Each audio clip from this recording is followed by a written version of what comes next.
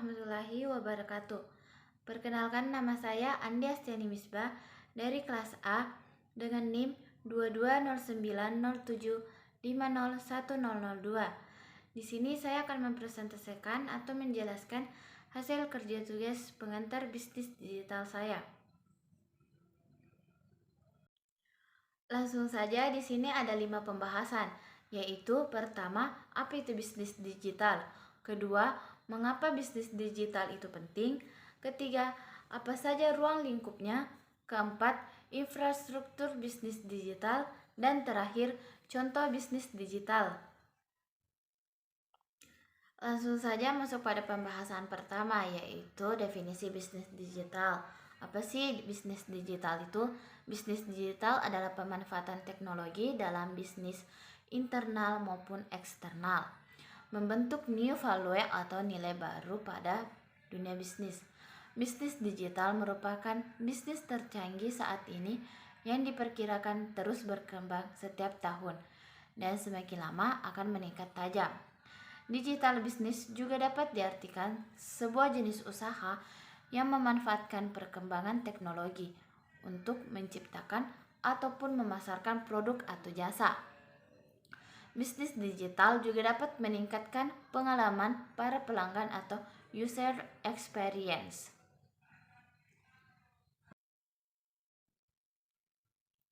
Nah, mengapa penting bisnis digital itu? Menurut Accenture, bisnis digital menciptakan keunggulan kompetitif berdasarkan kombinasi unik dari sumber daya digital dan fisik.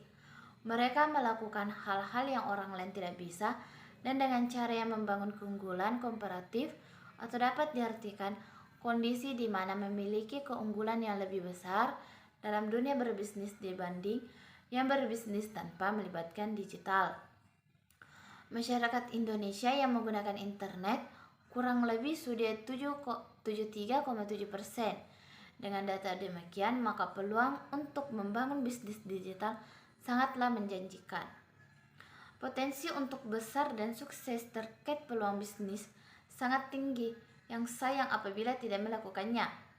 Selain mengembangkan digital mindset manusia, bisnis digital di Indonesia juga memiliki banyak keunggulan yang membuat bisnis digital sangat penting di era zaman sekarang, yaitu memiliki multi bisnis, pasar tanpa batas, bisnis digital jangka panjang, memberikan kenyamanan bagi pelanggan, potensi penghasilan tanpa batas.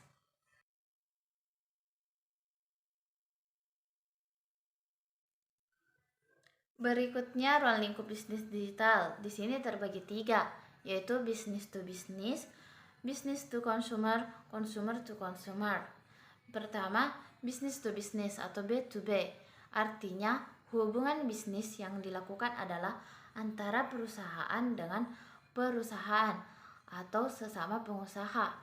B2B merupakan penjualan yang diberikan oleh satu pebisnis ke pebisnis lainnya, bukan ke konsumen. Yang kedua, business to consumer. Hubungan bisnis dilakukan antara perusahaan atau pengusaha atau pelaku bisnis dengan para konsumen. Dengan kata lain, bisnis jenis ini berhubungan langsung dengan konsumen, bukan ke perusahaan atau bisnis lainnya. Dan yang terakhir, consumer to consumer atau C to C. Model bisnis ini melibatkan transaksi antar konsumen. Misalnya dalam perdagangan, konsumen menjual barang ke konsumen yang lain. Contoh sederhana yaitu marketplace, Shopee, Tokopedia, dan lain-lain. Lanjut pada infrastruktur. Infrastruktur disebut sebagai kombinasi antara orang, sesuatu, dan bisnis.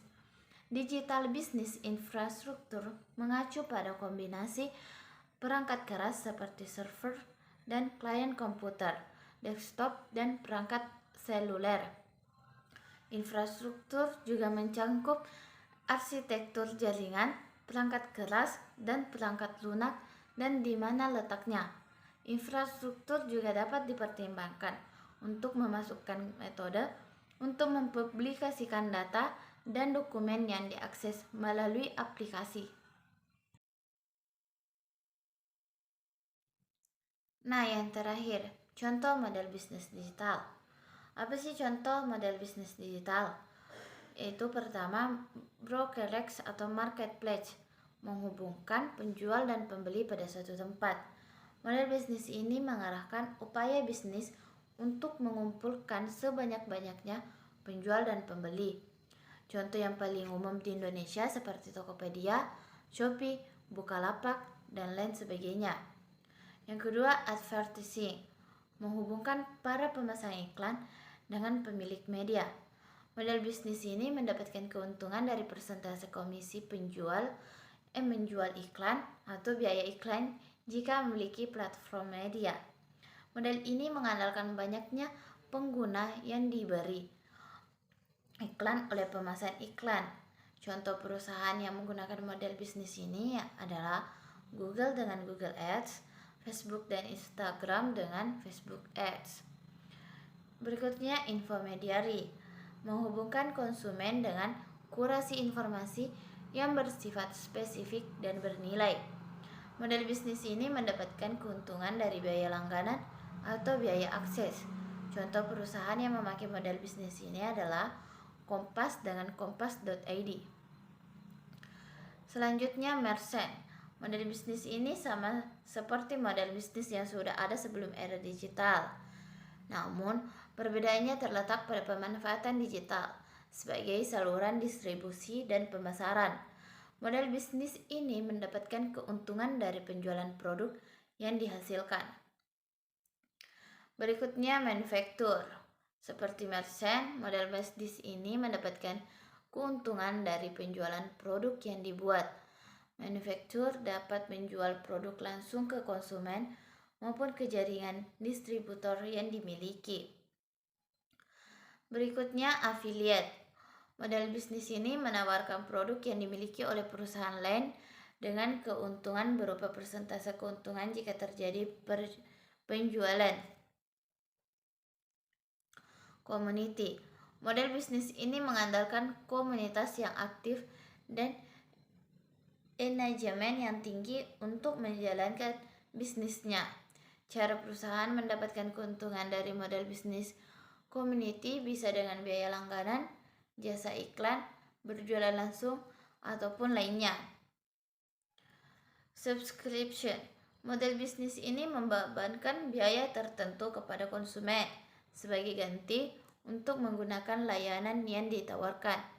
Contoh perusahaan yang menjalankan model bisnis itu yaitu Netflix, Spotify, dan lainnya. Utility atau on demand. Model bisnis ini membebankan biaya sesuai layanan yang digunakan atau pelayanan yang tergantung permintaan konsumen. Contohnya yaitu Gojek atau Grab. Sekian video penjelasan dari saya. Kurang lebihnya mohon dimaafkan. Wabillahi taufiq wal hidayat. Wassalamualaikum warahmatullahi wabarakatuh.